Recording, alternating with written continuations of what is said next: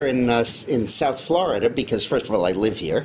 I have a place in Valencia Shores in Lake Worth, and really love this area and love to be here. And I am offended by the hypocrisy of a congresswoman, Wasserman Schultz, who represents the elderly and pretends to be their friend, who then turns around and goes back to Congress and votes for $400 billion in Medicare cuts, votes for the elimination of the subsidy of the Medicare Advantage program, and backs Obama in what can only be described as an anti-Israeli policy, and then goes around and tells the Jews and the old people that she's their best friend, when in fact she's their worst enemy. But you're also known as somebody who knows politics and knows tactics and elections really well. I mean, there's not much chance she's going to be defeated, is there? Oh, there may well be. She was unopposed the last two times. And when incumbents are unopposed, they get flabby. They don't run ads. They're not in the district much.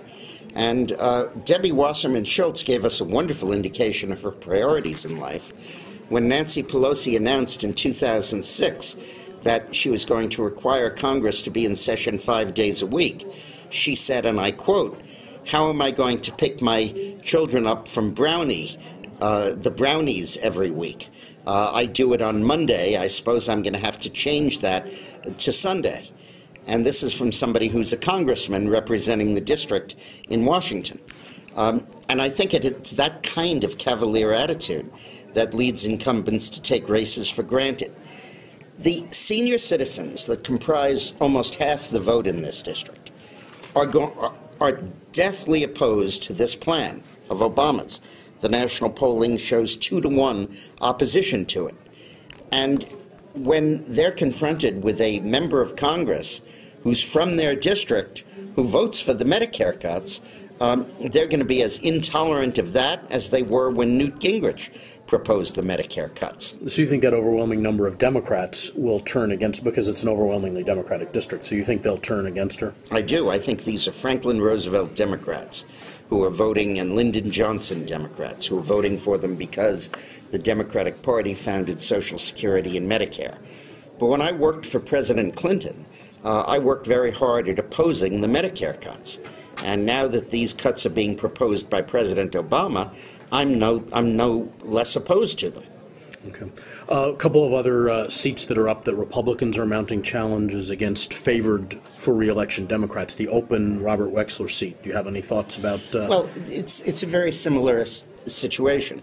Lynch is probably going to be the Republican nominee, and he got only a third of the vote running against Wexler last time. But now that it's an open seat, he'll have a better shot. And more importantly, the analogous situation is you're running for Congress in Kansas, and the incumbent voted against the Farm Bill. Mm-hmm. Because the health care bill is primarily focused on senior citizens, and half of the money comes from taxing the elderly. I would love to hear Debbie Wasserman Schultz explain why she favors taxing pacemakers, why she favors taxing arterial stents, why she favors taxing knee replacements, why she supports taxing defibrillators. That's all in the bill that she is supporting. And to be in favor of those kinds of taxes and expect to get reelected takes chutzpah. That's Chutzpah. Thank you. In South Florida, we all know how to spell it. But, and one other race, the Allen West Ron Klein race. Do you have any thoughts about that? Well, not specifically. I don't know the particular people in that race. But let me say that I think the Republican Party is going to do very well in 2010. They may well take control of Congress. My concern is that unless we stop the health care bill before then, we may not have much of a country to come back to. And do you have any thoughts on the favorite in the Senate primary? How do you think? I think that Christ is in a little bit of trouble. The latest poll shows his opponent only 15 points back. Christ is below 49% of the vote. You would expect him to be up in the 60s or 70s.